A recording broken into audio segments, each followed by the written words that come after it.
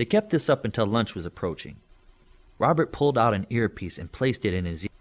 "Contact hotel, restaurant," he said, landing on the ground. He then ordered lunch for the both of them and instructed a bot to bring it out to their location.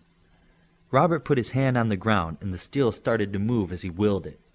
When it was done, there was a large steel umbrella for shade, 2 benches, and a table. "You can make steel move?" Midas asked. "You will too. It's a little advanced for what we're doing today.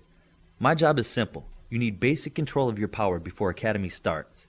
And if today is any indication, we should be done tomorrow." "I'll know how to use my power by tomorrow?" "Back up. Listen to what I said. Basic control. I've been at this 12 years and I'm still fine-tuning my powers," Robert said. 12 years? That's forever. Near the end of the day, Midas could change most any object he was given into any metal he could think of. It was when he was really feeling confident that Robert walked him to the middle of the steel surface they were on. Robert looked down at 2 small hand imprints. "Change it to gold." "What, this whole thing?" "Why not? You changed it before." "That was different."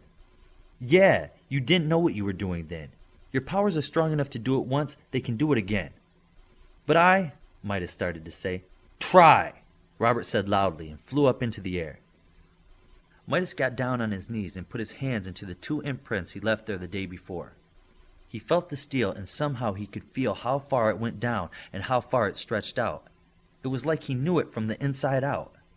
He then pictured it as gold. He saw the luster in his mind. He felt the gold. Then he concentrated on it hard. "Stop! Stop!" screamed Robert. Midas stood up and looked around. Everything that was steel was gold and then some. It went out a couple hundred more feet than it did before. "Did I do that?" Midas asked, dumbfounded. Robert came down and landed. "It sure wasn't me. I don't think you have any problem getting your power to work.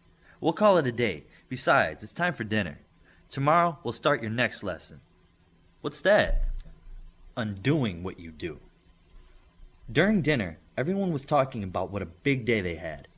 The telepaths and mind readers were blown away by what they learned. IQ, Armory, and Knight kept talking about the labs and the super high-tech gear they had access to. They were convinced they could build anything. The healers couldn't believe that Miss Hanson was a healer too, and couldn't quit talking about how much they learned. Midas sat down with Jack and Hollow. The 3 of them had one-on-one instruction for the day. "No one to talk about how your day was?" Jack asked. "I have you 2, Midas said. "Did you learn something today?" Hollow asked, genuinely interested. "I did. I learned a lot. I'd show you, but I'm not supposed to use my powers without Robert's permission," Midas said, trying not to show his mouth full of food. "Today was great. I thought I was a great hacker, but this guy today, he knew stuff I hadn't even dreamt of." "How about you, Hollow? What did you learn?" Jack asked. "I learned that what I thought were the limits of my powers were just the limits I placed on myself," Hollow said.